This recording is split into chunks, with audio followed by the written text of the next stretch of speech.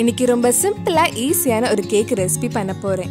உங்களுக்கு கேக் சாப்பிடணும்னு தோணுச்சுன்னா 20 நிமிஷத்துலயே வீட்லயே ரெடி பண்ணலாம். இந்த மக் கேக் எப்படி செய்யறதுன்னு இந்த வீடியோல பார்க்கலாம். ஒரு மக் எடுத்துக்கோங்க. அதுல 4 டேபிள் ஸ்பூன் மைதா ஆட் பண்றேன். 3 டேபிள் ஸ்பூன் பவுடர் பண்ண sugar, 1 table spoon cocoa powder, 1/2 teaspoon baking powder, கொஞ்சமா பேக்கிங் சோடா, ட்ரை இன்கிரிடியன்ட்ஸ் எல்லாம் சேர்த்து மிக்ஸ் பண்ணலாம்.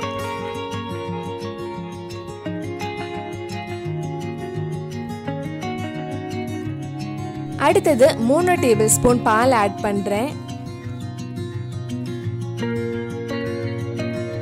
2 டேபிள் ஸ்பூன் ஆயில், நீங்க பட்டர் கூட எடுத்துக்கலாம். நல்லா மிக்ஸ் பண்ணிக்கோங்க.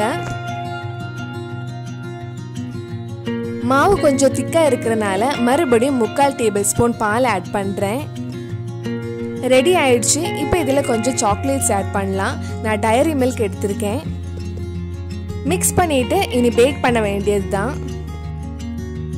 குக்கர்ல பேக் பண்ண போறேன். கொஞ்சம் உப்பு ஒரு லேயர் மாதிரி போடலாம். இந்த உப்பு முன்னாடி பேக் பண்ணப்ப யூஸ் பண்ணது.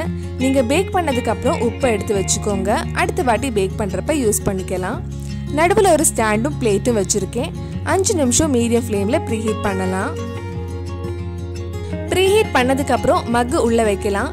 லோ டு மீடியம் ஃப்ளேம்ல 15-20 நிமிஷம் பேக் பண்ணுங்க. குக்கர் ஓபன் பண்ணி பார்க்கலாம்.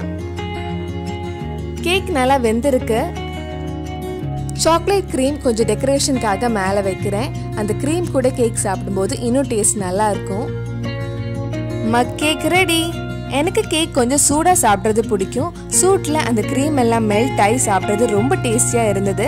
நீங்க கண்டிப்பா வீட்டில் ட்ரை பண்ணி பாருங்க. பெருசா வேலை எதுவும் இல்லை. 20 நிமிஷத்துலயே ரெடி ஆயிடும். சாப்பிட்டு பார்த்துட்டு எப்படி இருந்துன்னு கீழே கமெண்ட் பாக்ஸ்ல சொல்லுங்க. இந்த வீடியோ உங்களுக்கு பிடிச்சிருந்ததுன்னா ஃப்ரெண்ட்ஸ் அண்ட் ஃபேமிலி கூட ஷேர் பண்ணுங்க. மறக்காம நம்ம சேனலையும் சப்ஸ்கிரைப் பண்ணிடுங்க.